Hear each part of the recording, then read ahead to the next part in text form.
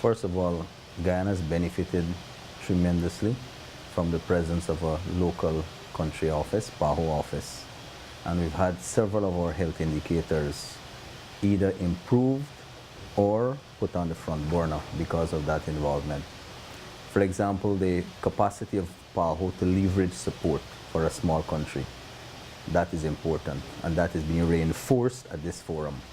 Guyana, for example, has done extremely well in the fight against diseases of children, that is, vaccine preventable diseases. We have something like 95 to 96% coverage through the Gavi program. This, in the main, is due to the involvement of PAHO and their continued support. So we've come here to this conference, which is a meeting of the public health family of the world, as it were, of this region, but we're having inputs from countries from other regions too. So we've been able to review what we did over the past 5 years, how far we've gone in achieving those commitments we took for the 5-year period, and planning for the future. We've also been able to look at budgeting. How are we going to budget? How is PAHO going to be able to budget for all of the competing needs of the various countries, small countries, big countries?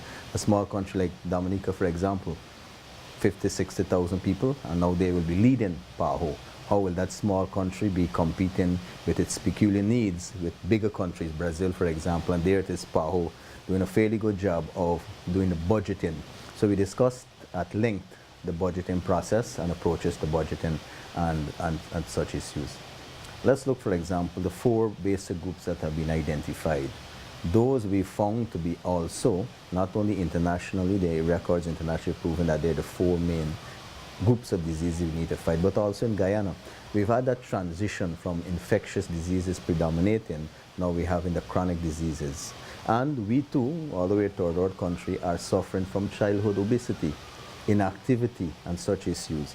These were discussed at length. The burden of cardiovascular diseases, the burden of diabetes, and such like. They were discussed and strategies worked out. And at the same time, countries were able to share best practice.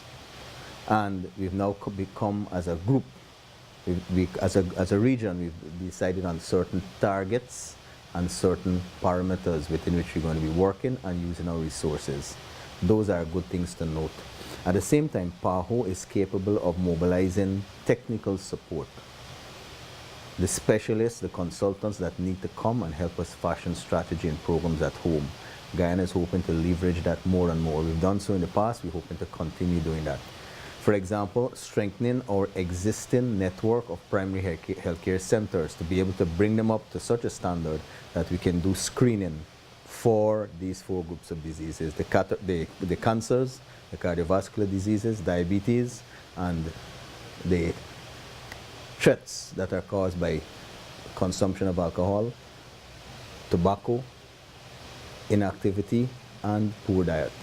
Those are things we're hoping now to put on the front burner in our primary healthcare network. We have a fairly good primary healthcare network for a small country.